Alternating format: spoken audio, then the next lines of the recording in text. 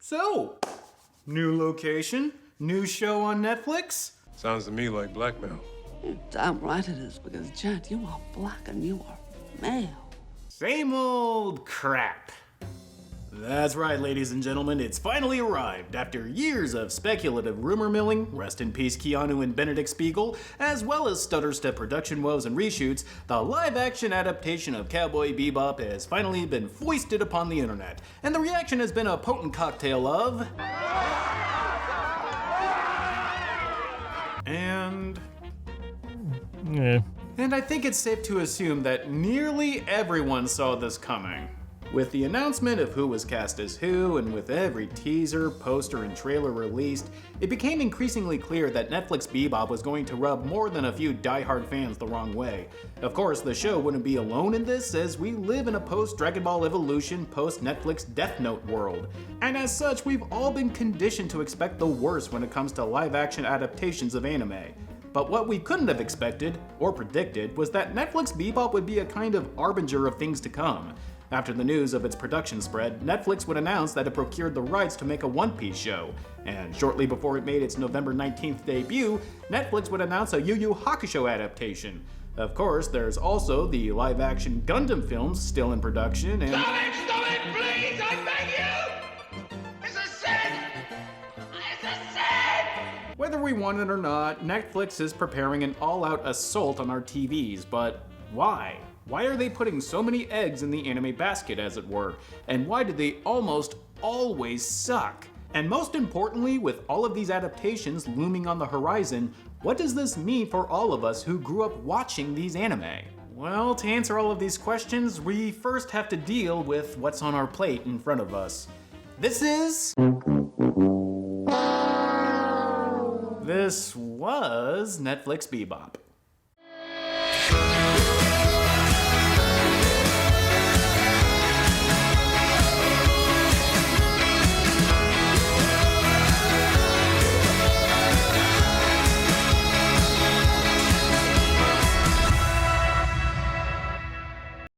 Chapter 1. The YouTube gods are making me put these chapters into a P. Chapter 1. The positives. If I have to, underline have to put myself in either one of these camps, I'm definitely more in this one than not, but I feel like I have to rein myself in. I'm not going to deny that my feelings toward the show are linked to my past with the anime. Put simply, if I hadn't grown up with Bebop, I would probably not have nearly as strong feelings toward Netflix Bebop as I do. I still wouldn't like it, don't get me wrong, but I definitely wouldn't have shouted "fuck you" at my television like I was Nick Cage in Face Off. And while these are genuine and honest feelings of mine, they're also rooted in fanboyism, which can't help but be colored by possessiveness and entitlement. Yeah, they're my memories and my feelings, but expecting Netflix to kowtow to my specific criteria of what a live-action Cowboy Bebop should look like, sound like, and feel like is nothing short of delusional. And as such, I feel like it's important to temper these thoughts and feelings, lest I find myself impotently demanding you all sign my Change.org petition, damn it! Leave me alone! So in that spirit, I feel it's appropriate for me to focus on the positives of the show. Won't take long. I do genuinely like how there is a concentrated effort to capture that retro-futuristic ambience that Cowboy Bebop had. Typing keys are hard plastic, nothing is a touchscreen, everything is dirty and worn. It truly looks like how the 90s thought the future would look like, since they had no way of knowing we would all have iPhones, not high-definition Game Boys.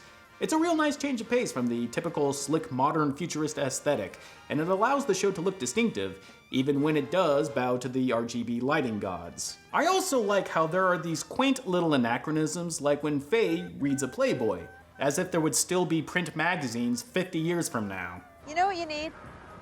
Less noise? The big O. The cast is also, for the most part, pretty solid. You're one man.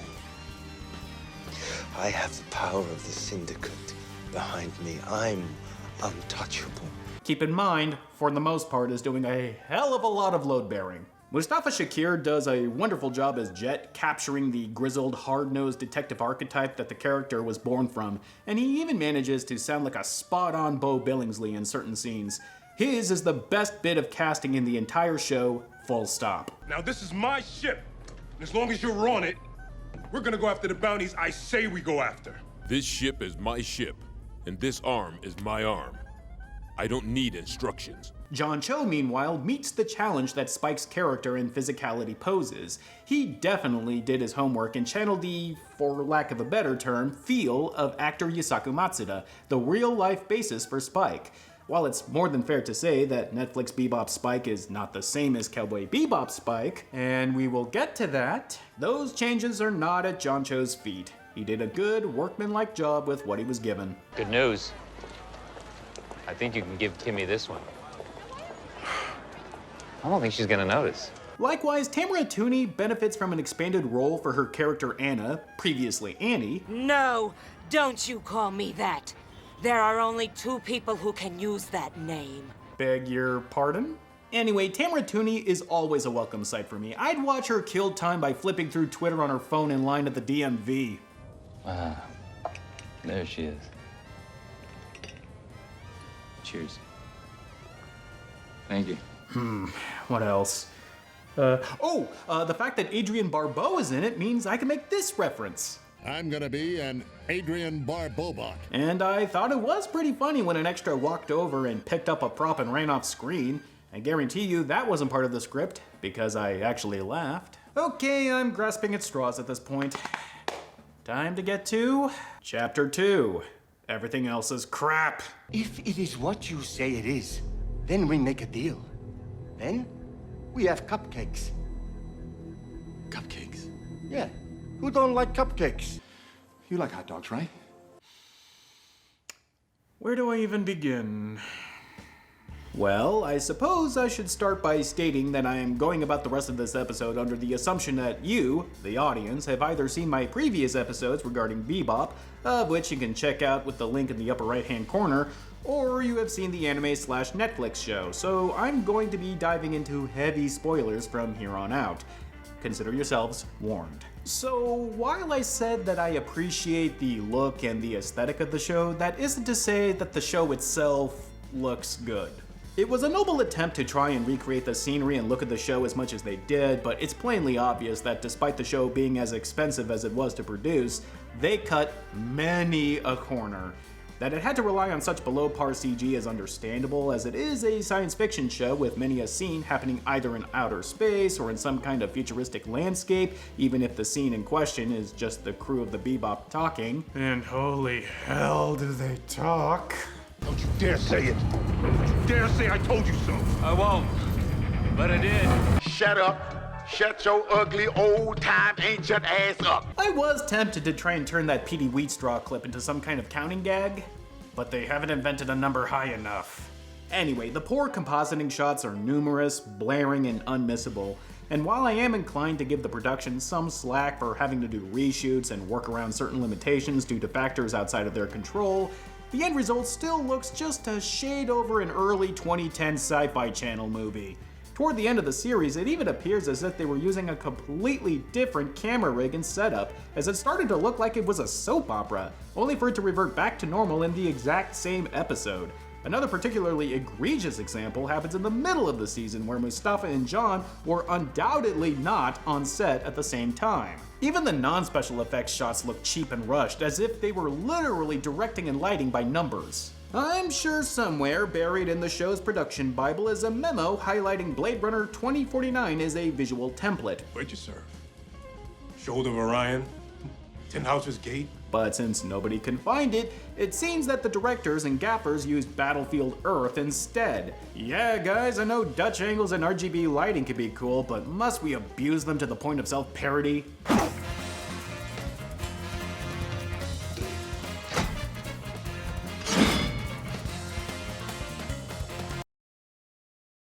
Hey, just wanted to quickly pop in and say thank you for watching the video so far, and if you're liking what you're seeing, please drop a like and subscribe if you haven't. It really helps me and it helps the channel to grow. And I also happen to have posters and shirts for sale and a Patreon down in the description if you want to directly support what I do. Thank you so much, and please enjoy the rest of the episode. And on top of being a science fiction show, Netflix Bebop is also an action show featuring boring gunfights and sloppy fight scenes. Michael Cattleman and Alex Garcia Lopez's direction feels robotic, as if they elected to choose the quickest and most efficient way of filming these scenes, which feels appropriate given their backgrounds in TV direction, but it doesn't make for engaging entertainment.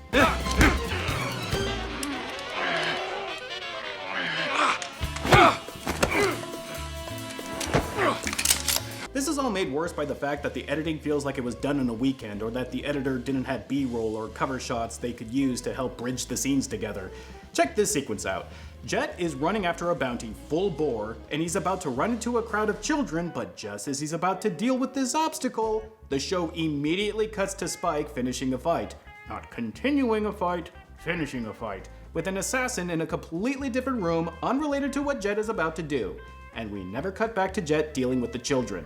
Methinks there is a deleted or unfinished scene where Jet either runs into the kids or is otherwise stymied, but they just didn't have the time to film it. So all we get is Jet about to bowling ball his way through some kids, and then he's next seen exiting the building. This is called a hanging action, where a character is about to do something but the audience never sees them completing the action or sees the result of it. This is not good editing. Like, imagine if I was trying to build up to a point, but... I hate to break it to you, Jet, but you're the most suspicious looking guy here. Please. I did a year undercover with IO bootleggers. Let's just say, I know how to blend in. I don't usually make a point to single out costuming or makeup since they're not my forte, comparatively speaking, but if your show erratically swings from, hey, that's a pretty good cosplay, Hola, amigos, all you bounty hunters out in the system. How are you doing? Hunt and I've got a good one for you today. to Spirit Halloween Store Reject,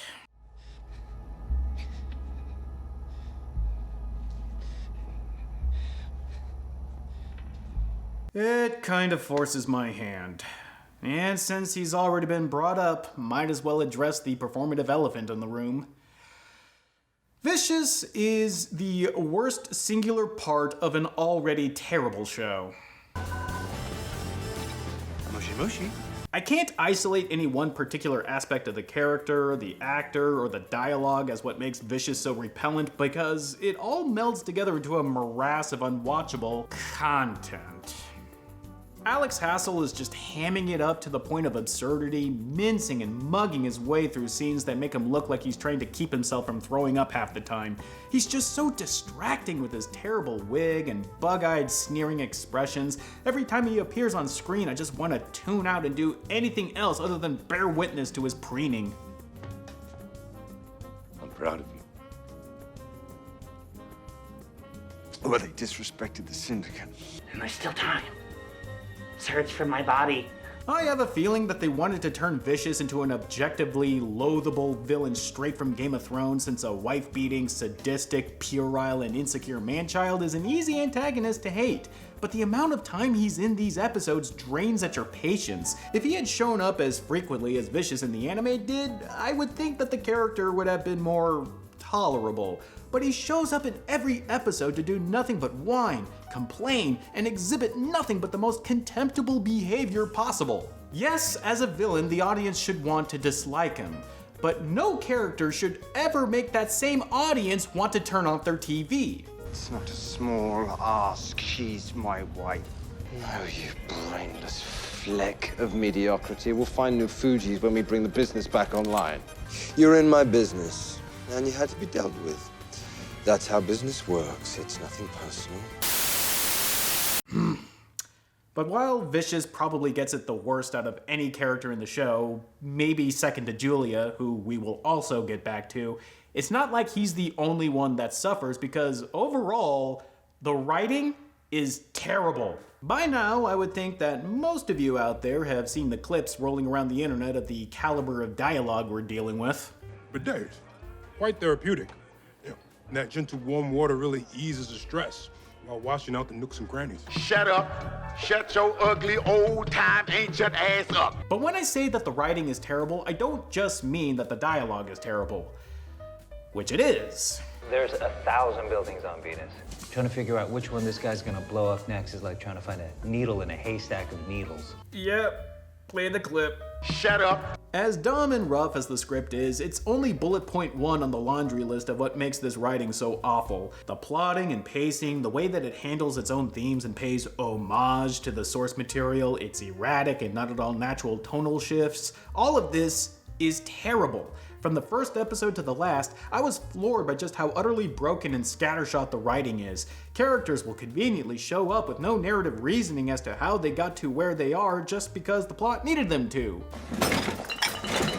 You guys are so lucky Oh. that I ran into you. Oh, no. Do you mind? Characters will have sudden shifts in relationships with each other with no real build-up or any kind of interaction that would naturally extend to improving said relationships. Like here, when Jet has to deal with a butthole cop who actually killed a bounty before he could turn them in for a reward. Come on, this guy wasn't a threat to anybody. You know that.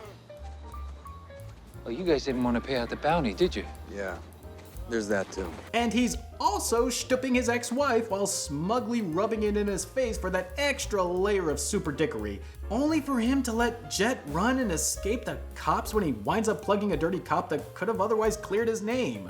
Should take off before those cherries get here. I'm sorry, but are you on red eye? Or is a wizard making you do this? Still, it's not like he's the only character that suffers from this schizophrenic writing, mostly because he's not the only jerk in the show. Because everyone's a jerk in this show. And when I say everyone, I mean everyone! In this show's mind, being a smarmy, self-satisfying jerk is a quick way to get a laugh. So the banter is nothing but the characters just slamming each other over and over again to the point that them calling each other out on it can become its own drinking game.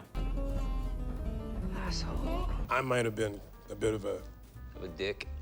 You guys are dicks. You okay, dickholes? Jesus, you're prickly today. Your boss is a proper prick. Oh, he's not my boss. It's like they tried to be Guardians of the Galaxy light. If you want to go on a suicide run, you've got to go through me first. Me too, nut nugget. Oh, what the hell? I don't got that long a lifespan anyway. Oh, would you look at that? The lead writer of the series is Christopher Yost, who co-wrote 2 Thor movies. Isn't that just a huge coinky-dink? It's just so tedious hearing everyone be needlessly combative and obstinate with each other, undercutting the tension of the plot just for the sake of having unfunny, time-wasting dialogue. True, the characters in the anime didn't get along all the time either, and they too could be prickly with each other. You sing off key. But they weren't constantly at each other's throats, and they certainly weren't being smug about it either. Here, it's just incessant, made all the worse by the fact that the show made the confusing decision to try and write the show as if it was its own thing, and as a direct adaptation of the anime. That Netflix changed the characters to be perpetual smartasses is one thing, but to then have them quote verbatim lines from the anime is an entirely other thing. Suffice it all to say, if you're going to change vicious into this, With my ship, my men can at least track me if you decide you want to eat my testicles for tea. then don't write in his quotes from the anime because, again, they're not the same character anymore, and it's just going to sound completely out of place. Tell me, do you believe, for one moment, that a guy who acts like this I'll kill that bitch. With kindness. is capable or liable to say something enigmatic like this? The same blood runs through both of us. The blood of a beast who wanders, hunting for the blood of others. It's like they wrote in these lines because they were afraid that the fans would think that they never saw the series. So they kneecapped their own script for fan service that services no fans. I won't carry that weight. Shut up. Now, it's pretty easy to generalize the entirety of the show as being poorly written or made if you're able to point to a few lines here and there or a single scene that's pretty self-evidently terrible regardless of context and just leave it at that. Spike!